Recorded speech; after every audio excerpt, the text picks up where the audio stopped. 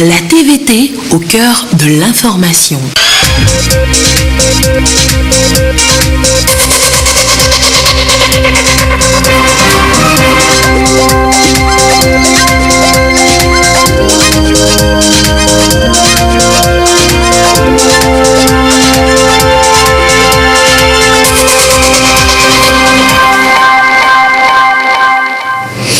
Il est l'heure du journal sur la télévision togolaise. Madame, monsieur, bonsoir. Et voici les titres de cette édition. 15 projets togolais étaient soumis à l'appréciation des partenaires financiers à la réunion d'Abidjan cette semaine sur l'aménagement des corridors. Seront-ils tous financés? Et d'ailleurs, quels sont ces projets? Les réponses dans ce journal. L'école normale supérieure d'Atakamé a 50 ans. Un jubilé d'or célébré par les formateurs et leurs partenaires. Les échos dans ce journal. Et puis Evala 2019, clap de fin avec Super Evala, une compétition qui met aux prises les champions de tous les cantons. Qui est donc Super Evala 2019? Vous les découvrirez en restant avec nous à la fin de ce journal. Voilà donc pour les titres. La délégation togolaise qui a pris part à la table ronde des bailleurs de fonds du plan directeur d'aménagement des corridors pour l'anneau de croissance en Afrique de l'Ouest, CACAO, y était avec 15 projets. Quels sont-ils et quels sont les acquis pour leur réalisation? Les réponses avec Ekwe Sala, de retour d'Abidjan. En 2022, le Togo s'est fixé comme objectif d'affaires de référence dans la sous-région. Une ambition portée par le plan national de développement. Et pour concrétiser cette vision, le pays mise sur 5 domaines clés: agriculture, industrie, énergie, mines et infrastructures de transport. Des domaines pris en compte par 15 projets jugés prioritaires présentés à ces assises d'Abidjan pour attirer des bailleurs de fonds en vue de leur exécution. Au niveau des infrastructures, il s'agit de faire l'autoroute de l'unité, le corridor Lomé-5 Et après, au niveau de l'énergie, ça veut dire que de plus en plus, le chef de l'État a joué son rôle pour pouvoir mobiliser les ressources pour rendre le Togo de plus en plus autonome par rapport à sa dépendance énergétique à travers les énergies renouvelables. Il y a 4 projets de l'énergie électrique pour réduire la dépendance du Togo en termes d'énergie. Il y a les agropoles, l'agropole de Kara et 3 autres agropoles qui vont voir le jour. Parallèlement, il y a les parcs industriels, il y a Datamé, il y a des Tikopé, il y a à l'intérieur du pays également. Il s'agit aussi de mobiliser les partenaires techniques et financiers autour de ces projets phares qui vont permettre, à travers le PND, de développer le pays et de donner de l'emploi aux jeunes. Sur les 15 projets du Togo, 3 ont déjà reçu l'assentiment de la Banque ouest-africaine de développement et ne tarderont pas à être exécutés. Et pour la mise en œuvre des projets prioritaires des 5 États du cacao, la rencontre d'Abidjan a enregistré 1752 milliards de francs CFA d'intention de financement. Le secteur privé togolais se réjouit des acquis de ce rendez-vous. 1752 milliards pour appuyer les activités de développement et de promotion de l'emploi dans notre sous-région de l'UMOA, c'est formidable. Il faut maintenant que le secteur privé togolais s'organise pour se faire appuyer dans cette cagnotte-là.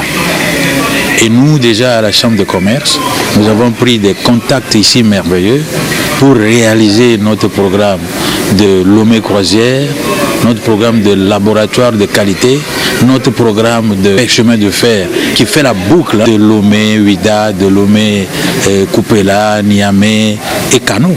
Il faut qu'ensemble, on puisse profiter de cette cagnotte-là et que nous puissions développer notre pays. Le Togo a besoin de plus de 4 000 milliards de francs CFA pour la mise en œuvre de ses projets prioritaires. Le corridor du Togo, jugé le plus compétitif dans la sous-région et prioritaire dans le cadre du plan directeur cacao, est un atout. La délégation togolaise est rentrée au pays, espérant que ces 15 projets hautement prioritaires trouveront tous de financement. Les opérateurs économiques de Mandouri et de Dapaon dans les savanes ont échangé cette semaine avec les responsables de la Chambre de commerce et d'industrie du Togo. Une occasion pour eux de découvrir les résultats de l'enquête du recensement des entreprises togolaises. Le compte rendu avec Désiré Aloy. La Chambre du commerce et d'industrie du Togo, de plus en plus visible par ses multiples actions sur le terrain, activités de mobilisation des opérateurs économiques pour jouer leur rôle dans la relance économique. Séance d'information et d'échange à Mandouri et à Dapaon. Spécifiquement, il est question de partager avec le secteur privé de la région des Savanes les résultats de l'enquête du recensement des entreprises œuvrant dans l'agro-business et l'appropriation du concept agropole. Les résultats du premier forum économique Togo-Union européenne ont aussi retenu l'attention des participants. À l'heure de la relance économique du Togo, les opérateurs économiques ont un rôle très important à jouer pour la réussite du PND 2018-2022. Je vous le disais en titre, l'école normale supérieure ENES d'Atakpamé célèbre son jubilé d'or, 50 ans. Célébration couplée de la semaine du normalien qui consiste pour formateurs et élèves professeurs de partager et échanger sur la vie de cette institution en vue d'envisager des perspectives. Le compte rendu avec Sylvain Abdou. Engagé dans la formation des formateurs pour la promotion d'une éducation de qualité, l'ENES d'Atakpamé, école normale supérieure, célèbre son parcours historique après sa création en 1968. 50 ans donc au service du système éducatif, l'ENES a donc fait du chemin dans la recherche, le transfert de connaissances et de créativité au service de la société. La célébration de ce 51e anniversaire, couplée de la semaine du normalien, marque ainsi l'apothéose du jubilé d'or, un moment de partage d'expériences pour faire l'état des lieux et envisager des perspectives. La première étape, ça a eu lieu en 2018, juillet 2018, et l'apothéose, c'est cette année 2019. 50 ans dans la vie de l'ENES, c'est une longue histoire. Une longue histoire de la formation de l'enseignant au service de l'éducation, au service du système éducatif. Donc,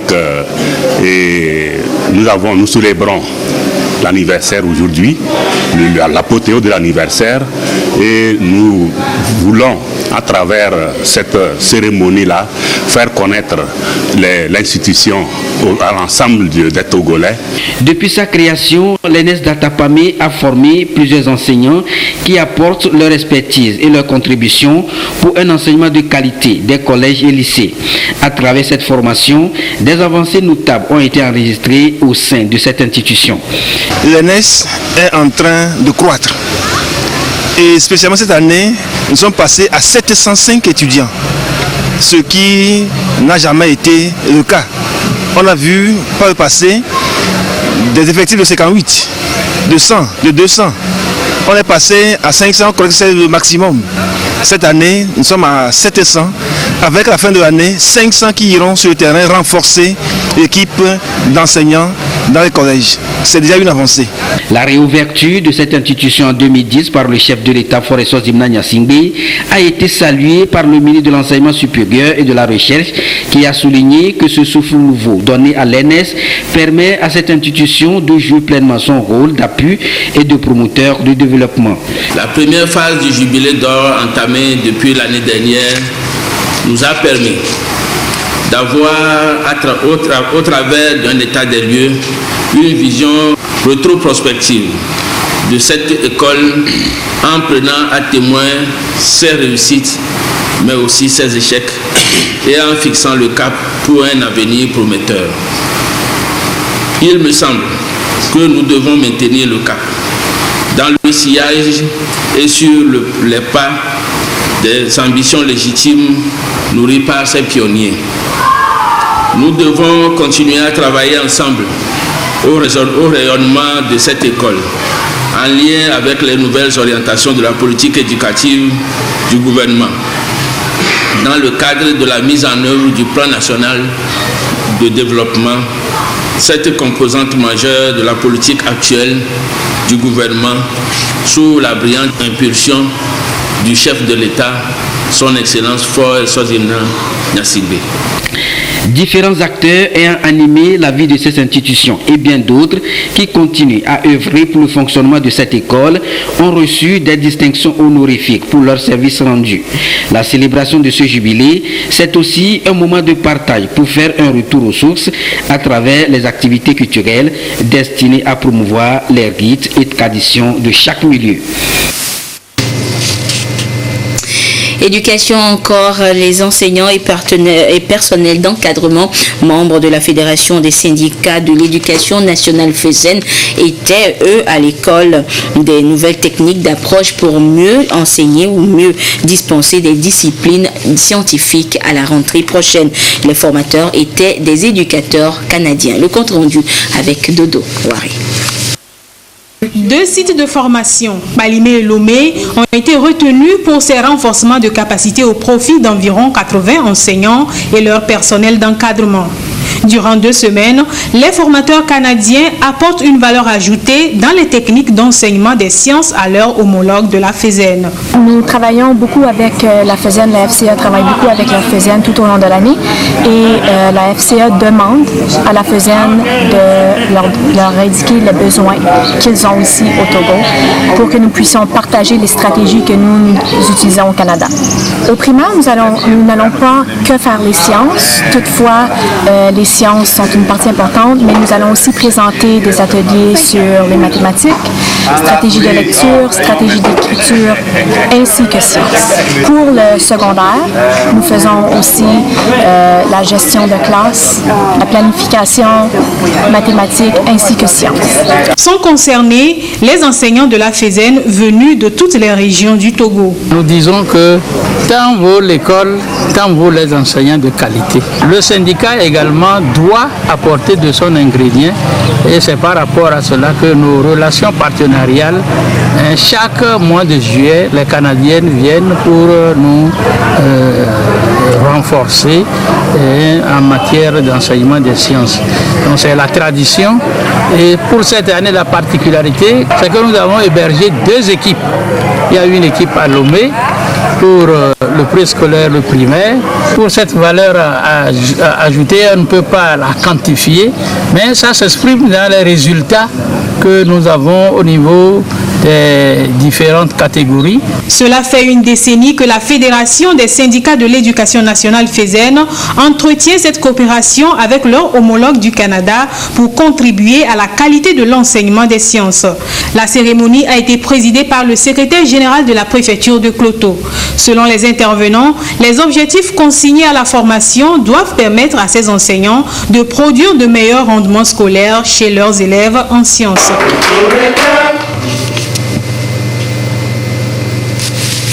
Les responsables de la DOSI, délégation à l'organisation du secteur informel, ont tenu une séance de sensibilisation et d'information sur le PNPR, projet national de promotion et de l'entrepreneuriat rural au Togo. C'était du côté de la région des Savanes, un outil d'appui et de promotion des micro et petites entreprises rurales afin de booster la croissance économique du pays. Les précisions avec Désiré Aloy.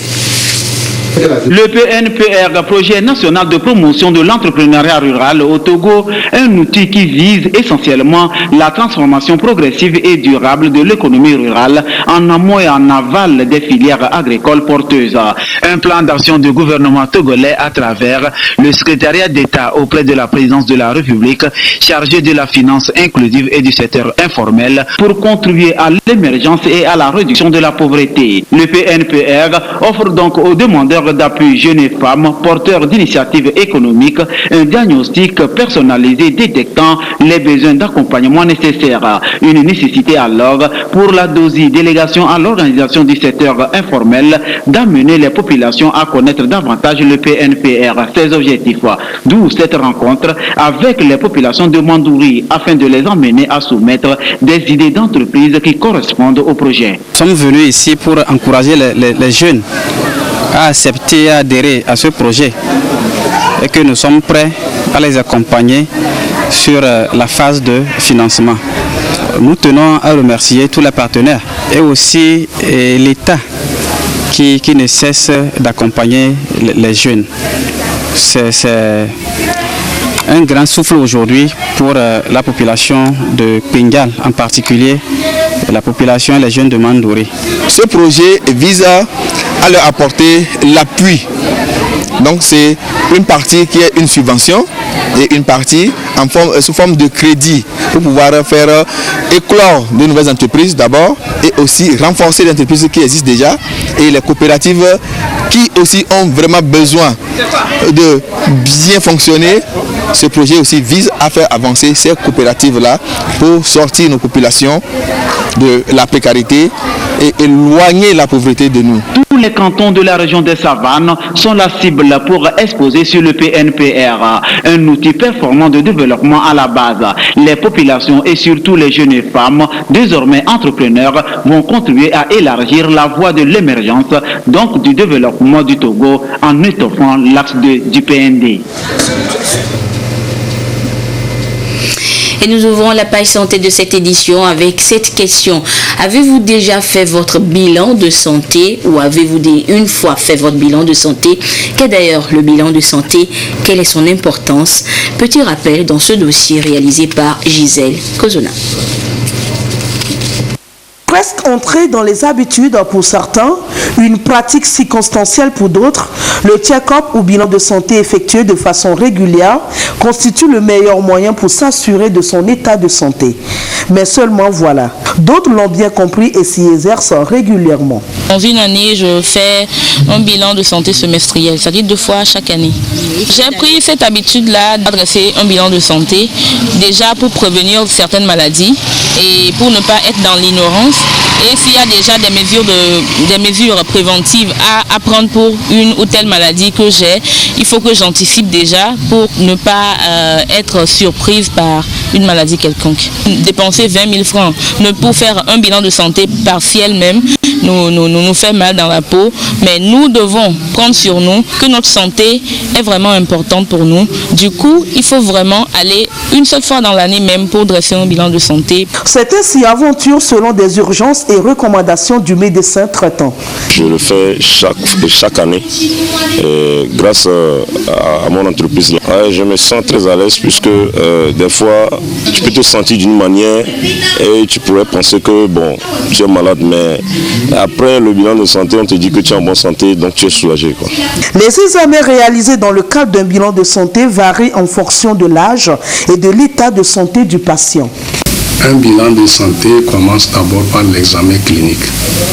Donc le médecin examine le sujet, identifie cliniquement ses problèmes médicaux et maintenant le soumet à des examens complémentaires qui sont des examens de laboratoire. Il existe plusieurs types de bilans de santé. Le bilan de santé général ou le check-up que les Anglais appellent le check-up comprend l'examen clinique, l'examen de laboratoire, l'examen radiologique, électrocardiographique, échographique et les examens spéciaux comme l'examen d'ophtalmologie, l'examen bucco-dentaire et l'examen ORL. C'est l'ensemble de ces examens qui permet de situer l'état de santé de l'individu. La médecine, elle est basée beaucoup plus sur la prévention que le traitement. C'est là où il y a intérêt. Et le bilan de santé vise à prévenir des complications de maladies ou bien à prendre en charge très tôt les maladies qui existent déjà. Quand ces examens ne sont pas réalisés avant le traitement, le patient peut courir d'énormes risques. Lorsque vous arrivez à l'hôpital avec un bilan annuel déjà fait, ça permet au médecin d'aller rapidement dans ses soins. Celui qui n'en fait même pas, il risque tout, comme je l'ai dit, à supposer que quelqu'un souffre de diabète sans le savoir. Le diabète va donner d'autres complications d'hypertension, d'insuffisance rénale, d'insuffisance cardiaque. Et la personne arrive un jour après une crise et c'est la mort. Parce que le médecin se trouve surpris de toute la dégradation de l'état de santé du patient et ne peut pas faire grand-chose pour le sauver. Chacun de nous doit savoir que dans sa vie, il doit économiser dans l'année pour ce bilan annuel. Et ça permet de ne pas aller dépenser encore, parce que traiter une maladie coûte plus cher que de la prévenir. Prévenir vaut mieux que guérir, dit-on. Un bilan de santé chaque année, n'est-ce pas que cela pourrait contribuer plus ou moins à mieux maîtriser sa santé? Une belle interrogation, Sandra Aziagbe. 93 étudiants en année de licence et 2 en master à l'Université catholique de l'Afrique de l'Ouest UCAO ont reçu leur diplôme de fin de formation. C'était hier lors d'une cérémonie officielle et solennelle. Gisèle Kozona et Sonia Ménico pour le compte rendu. Les étudiants de l'Université catholique de l'Afrique de l'Ouest, UCAO, sont en joie. Et pour cause, 93 nouveaux récipiendaires pour le compte de licence et 2 de master reçoivent ici leur diplôme de fin de formation. Pour la plupart de ces récipiendaires, ce diplôme n'est qu'une étape franchie. Je suis vraiment très heureuse parce que c'est le résultat de 3 années de dur labeur, de découragement parfois, mais aujourd'hui ça a payé et je suis vraiment honorée de recevoir le diplôme de licence et d'être parmi les meilleurs de ma promotion. Je ne vais pas uniquement me limiter à la licence puisqu'il y a beaucoup de jeunes licenciés sur le marché de l'emploi, alors je compte vraiment m'inscrire en master. Je suis très content et je remercie le Seigneur. Je voudrais continuer à faire le master en finance pour pouvoir avoir plus de spécialités. L'UCAO UIT a ouvert ses portes il y a 12 ans et depuis, elle s'emploie à donner une formation de qualité à ses étudiants afin de faire d'eux des hommes et des femmes capables de répondre sur le marché de l'emploi. L'UCAO est une université qui est reconnue au Togo, qui est reconnue en Afrique de l'Ouest parce que nous sommes en réseau et nous travaillons à faire en sorte que les jeunes que nous formons soient non seulement des bons professionnels, donc des experts dans leur domaine, mais surtout que ce soit des hommes et des femmes qui portent des valeurs. Et nous travaillons à ce que ces jeunes-là puissent se rencontrer alors qu'ils viennent de différents pays et de différentes régions. C'est tout cela que nous inculquons à nos étudiants. Ils sont bien formés sur le plan de la science, mais ils sont aussi bien formés sur le plan humain. Pour se conformer aux réformes enclenchées depuis quelque temps par les autorités, l'UCAO Togo s'est reconstitué en 4 instituts. Il s'agit de l'Institut des médias, de la technologie, de la communication et de l'information, l'Institut des sciences économiques et de gestion, l'Institut des sciences juridiques et l'Institut de la technologie numérique et de l'informatique. Des efforts qui sont ici salués par le représentant du ministre en charge de l'enseignement supérieur. Monseigneur l'archevêque du Togo, Amouzou Diakpa, a exhorté les récipiendaires à faire preuve d'ardeur et d'excellence dans leurs différentes entreprises. 2 grands groupes d'assurance au Togo fusionnent, Beneficial Life et Prudential. L'information a fait l'objet d'une conférence de presse tenue hier à Lomé. Le compte rendu avec Honoré Bouli Satom, Robert Kotogbe et Sandra Aziagbe. Groupe Beneficial Life Insurance change de nom. Il devient désormais Prudential Beneficial au Togo. Une décision née de son alliance avec le géant de l'assurance britannique Prudential PLC fondé en 1848 à Londres. Ce nouveau partenariat va permettre à cette société d'assurance, après 15 ans d'activité au Togo, de répondre au mieux aux besoins des populations. Première chose, on voudrait avec Prudential, c'est l'expertise.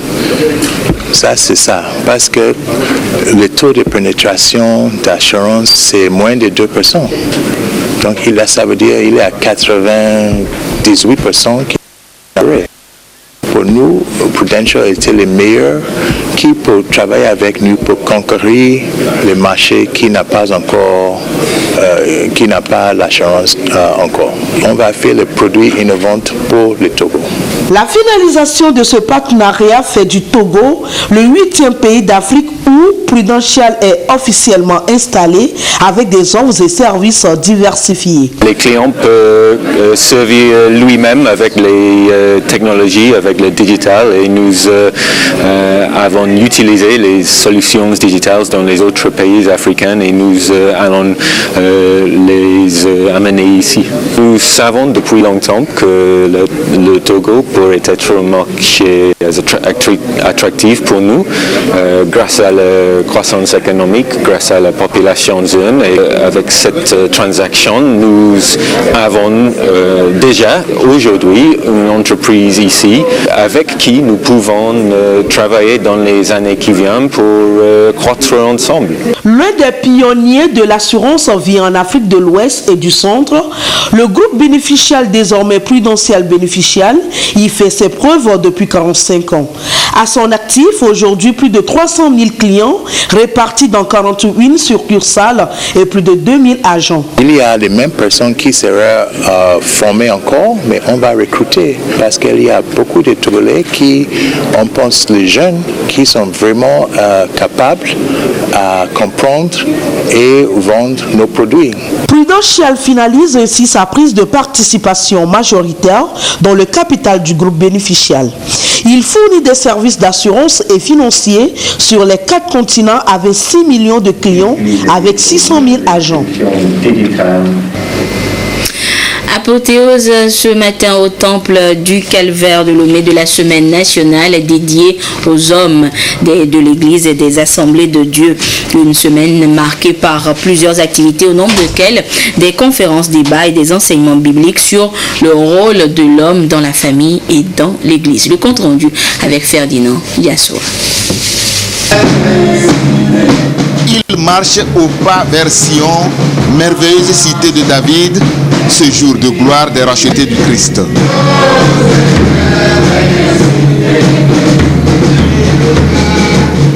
Les hommes de l'Église et des assemblées de Dieu, temple du Calvaire, célèbrent ainsi l'apothéose de leur semaine nationale.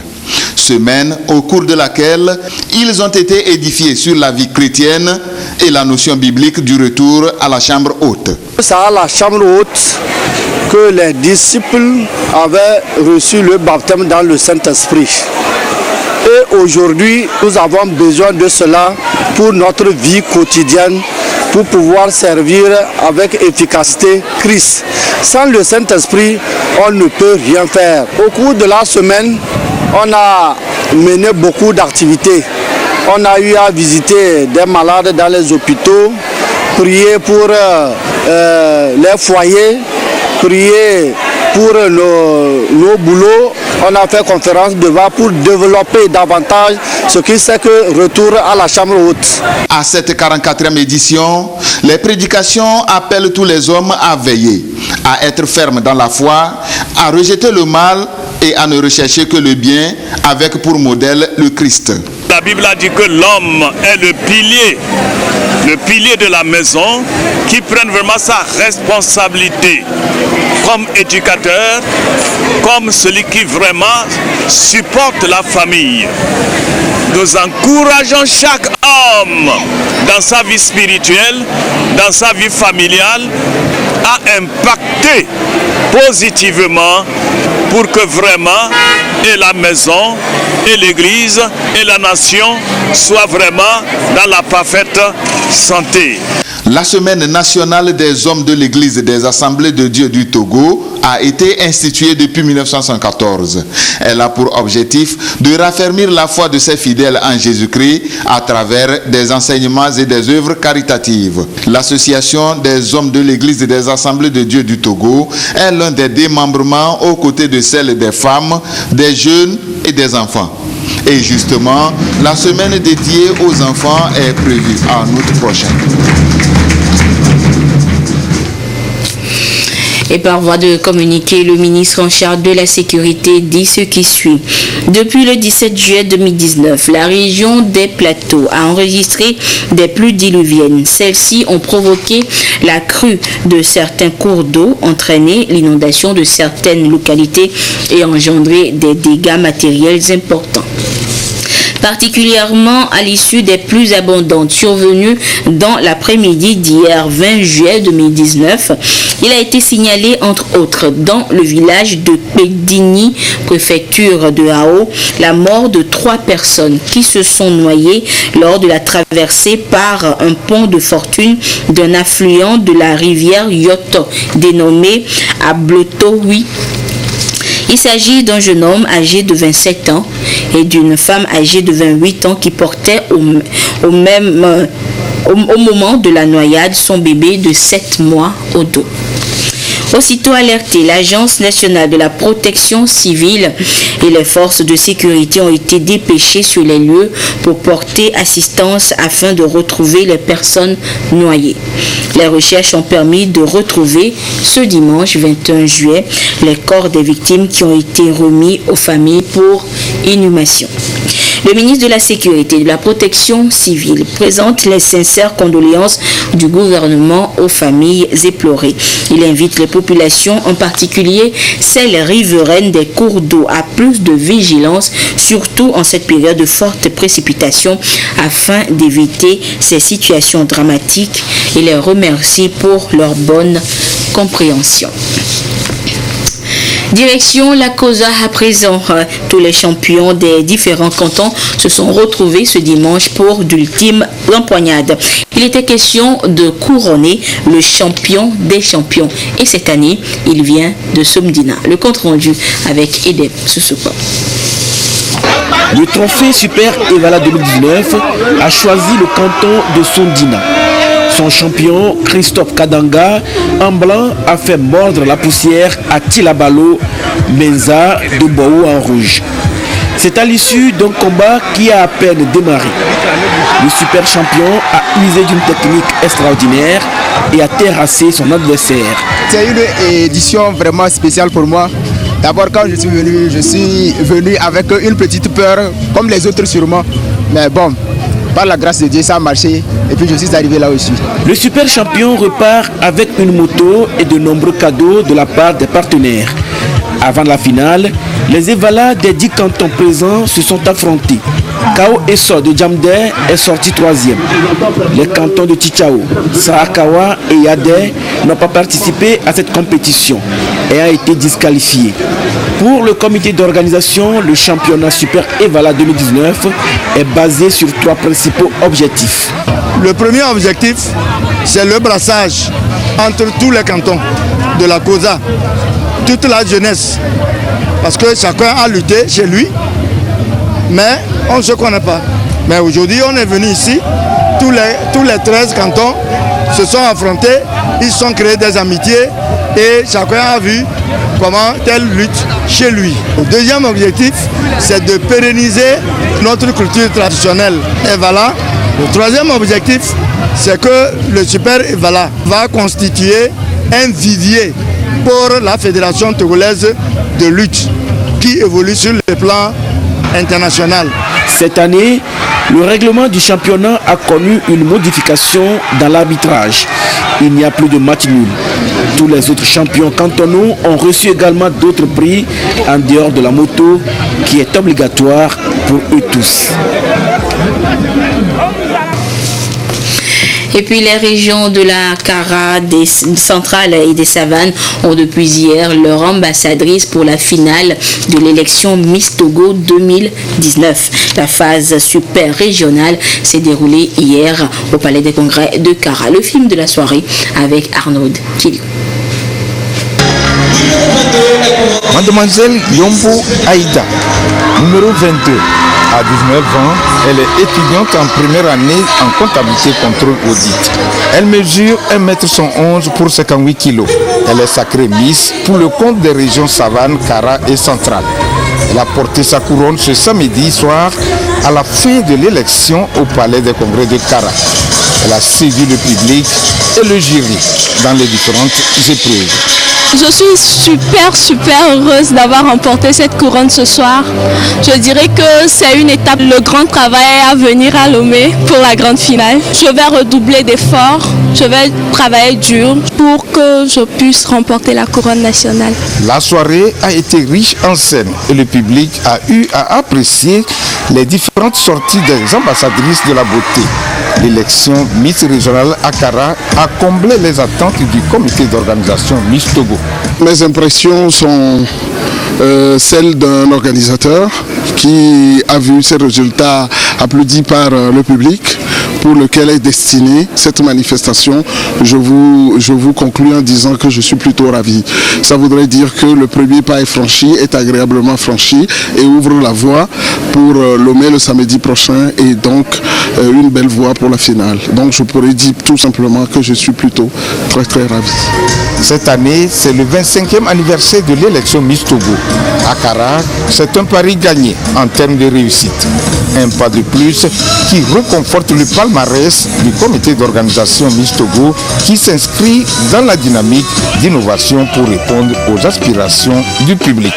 Mademoiselle Yombo Aïda, ces 2 dauphines et les 5 autres candidates vont défendre les couleurs des 3 régions à la grande finale prévue le 27 juillet à Lomé.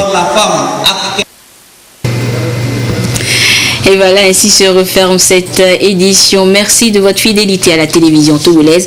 Merci à tous ceux qui nous ont suivis, notamment du côté de Somdina dans la Kosa. Bonsoir.